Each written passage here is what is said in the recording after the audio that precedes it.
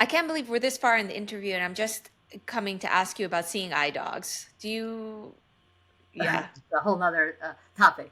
topic. Of course, dogs in general is not so accepted in our community, so that would make it. You would think it would make it even more stigmatizing than a cane.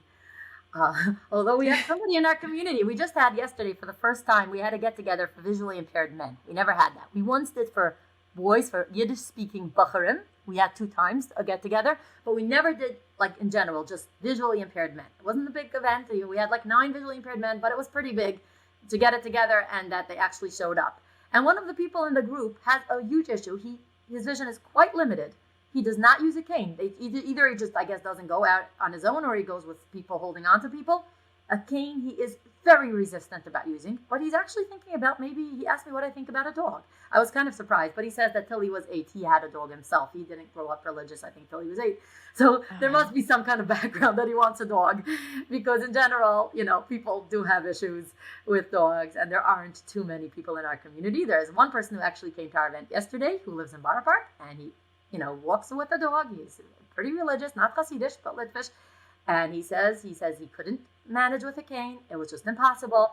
And the dog is his lifesaver. And then there's a woman who lives also in Brooklyn who is at this point bedridden, doesn't really walk around much. But until then, she actually had a guide dog also. And she said actually Rabbi Belsky helped her apply for it.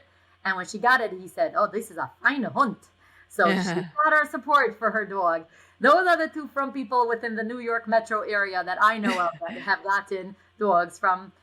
In my groups altogether, I would say, for the real more higher functioning visually impaired people, I must have at least, you know, probably about 200 people. So from the 200 people, two have it. So what is that? 1%. I say if I'm going to lose more vision, which is very likely it will happen. By now, my father is totally blind, and he has maybe some light perception. But I am definitely very seriously thinking of, if it will mean compromising my independence, I will get a dog. I've been talking about it a lot, and I'm curious about the dogs, and I listen to things about the dogs, and I'm not ruling it out. I wouldn't get a dog as a pet, but I would get him for practical purposes. So definitely not something that I'm saying no to. And I know, there was this recently. They did do this short film. Bobka, I don't know if it's going to be published. yes, it's. Published. I don't know when it's going to come out. Yeah, I asked Farina where it's up to. I know we have our issues with it, but it's an interesting idea that she did this. This Williamsburg person getting a dog, and I was saying if anybody, if it's going to be for real, it's going to be my brother who very actively uses a cane, and he himself also says that, he might maybe one day consider getting a dog. If it will help his independence. So, yeah, that's the short and long answer.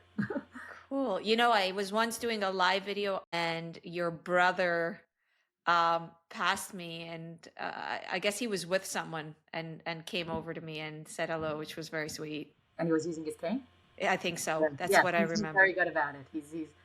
We have some family members in our own family who have issues with the cane, but him and I are the You're the ones who are champions. using. We're trying to be the champions. Yeah. What's the issue with a dog? Oh, that's that you have to figure out yourself because we've never gotten to the bottom line with this.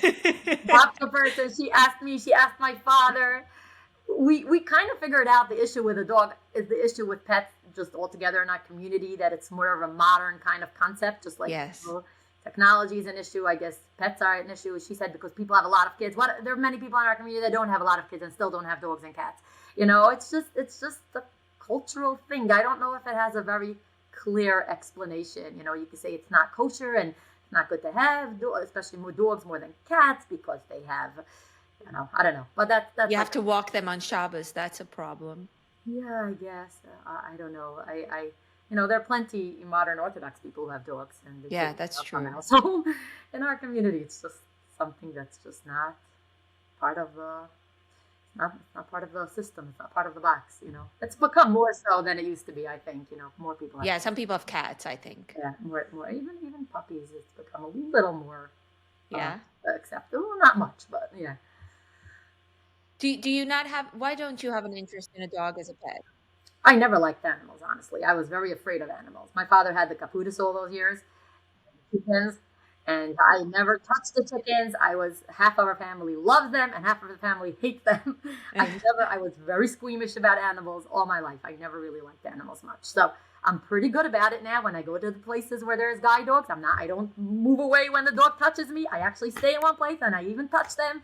So I've become more desensitized over the years, but I never really loved the animals. So You, your father bringing chickens, so your father would have like a little business during the high holidays where he'd bring the chickens so people can do the chicken ritual. yeah.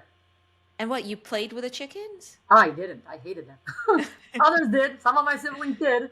But I never really liked animals much. I was very squeamish about touching them, about being near them, about smelling them, the whole 9 yards. I The never really. chickens definitely smell. Yeah, chickens are worse But than dogs.